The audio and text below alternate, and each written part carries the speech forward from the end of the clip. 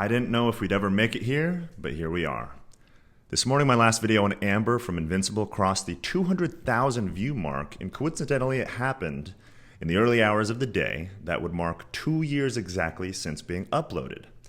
We've got over 300,000 views on this channel just from talking about Amber alone, and with those, thousands and thousands of comments, many of which I used to respond to every day and keep up with as long as I could.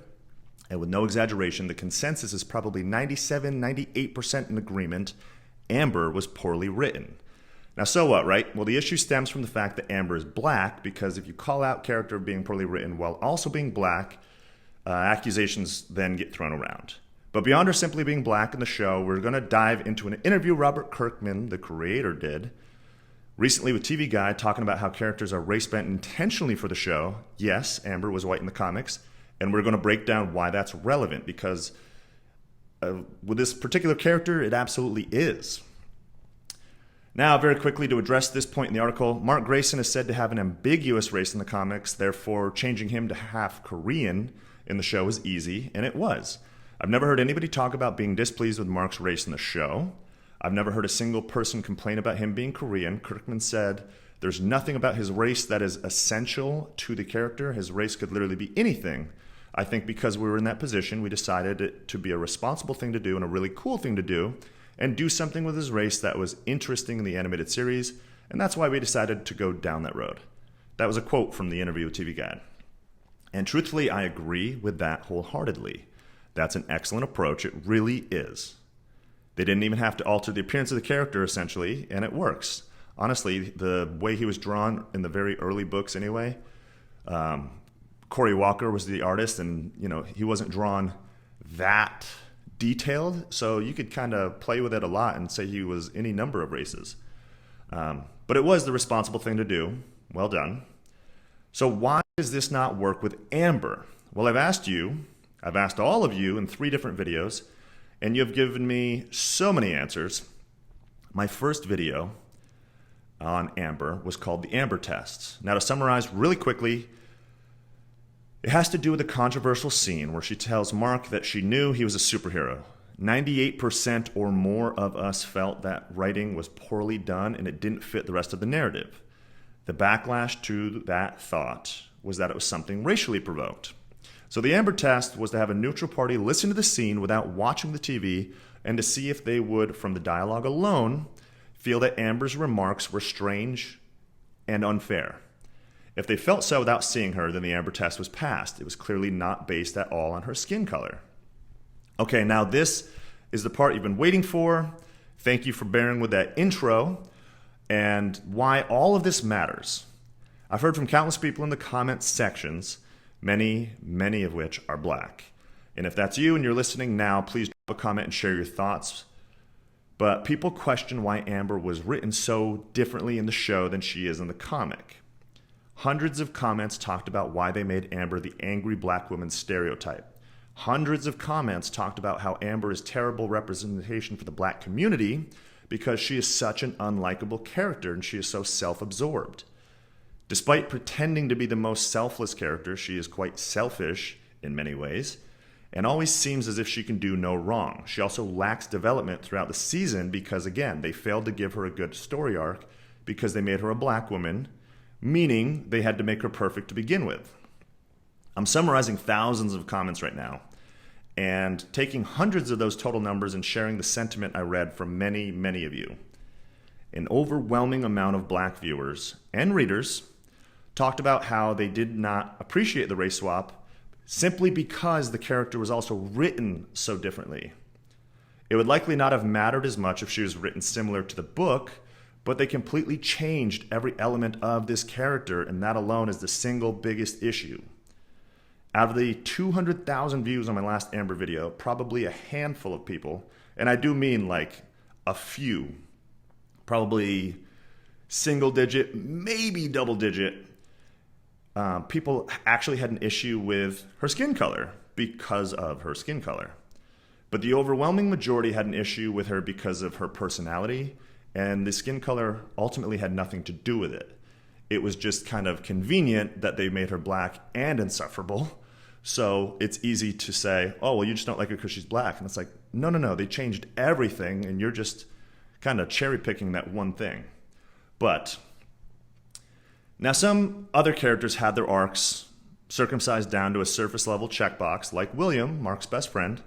I'm reading the books now, and I'm on issue like 80, and it's right around this point that Mark is finally learning that William's gay. That means I would have had to read this monthly for years to get to this point. Yet in the show, William essentially has gay tattooed across his forehead. In that first scene, he's talking about Omni-Man's mustache and how Omni-Man's so hot. And then when Mark kind of tries to steer away from that, he's like, fine, we can talk about straight stuff. And again, it's fine, but it's like you took a significant character and you just like reduced him down to a very surface level little, identity checkbox. But it doesn't ruin the character. It's just very shallow to take that arc away. Now, I also do find it funny to say that the comic series has a lack of diversity because I think that is a safe answer in modern day, to just say that regardless and start making changes. But in reality, I just don't see it. And if you read the books, honestly, drop a comment below. Let me know if you think the show lacked the books lacked diversity, or if you see what I see, which is a fucking plethora of different races, and not only that, different species and all sorts of stuff. But I'm not going to break down all the different race characters right now from the book to the show and how they translate and blah, blah, blah. And honestly, maybe that would just be its own video. So if you want to see that, let me know. But we're going to go back to the interview that Kirkman did with TV Guide. And he said that representation has been really important to the team. He said there was a real lack of diversity in that series. He also made an interesting point that everyone identified with Invincible because of his ambiguity. Racial ambiguity, obviously. And people would come up to him at conventions and thank him for making Mark whatever race they were. Filipino or Mexican would say they were so excited that you made Mark Mexican. He says all this in the interview, and I'm curious for any Mexican fans listening to this right now, were you disheartened to find that Mark was stole away and made Korean? I'll leave you with this. This is the most important thing, and again, I do want your comments. I do want you to join the discussion because this has been going on for a couple years, and it is important and fascinating, actually. Kirkman defended the representation push and race bending because it helps fans to see themselves in a more meaningful way. He said representation, quote, actually benefits projects, end quote. He talks about how anytime something can be changed to bring more representation into it, I think it's very important because there's a tremendous amount of people out there who don't see themselves in what they consume. But it's also very important because there's an audience hungry for the stuff. It actually benefits projects. So I guess the Amber test part 3 is if you think Amber is actually representative of the black community in the way she's written. Do you see yourself in what you consume in this show because of her presence as a black woman? Or do you not much care that they changed her race, but like many others, wonder why they also changed her personality completely and made her insufferable? Yes, that's a leading question, but it's because I've already spoken to thousands of you about it. Amber was terribly written, and her character, even in the show, full of supervillains, is the worst. I fear she may get even worse in season 2, but I'll speculate that in another video if you want.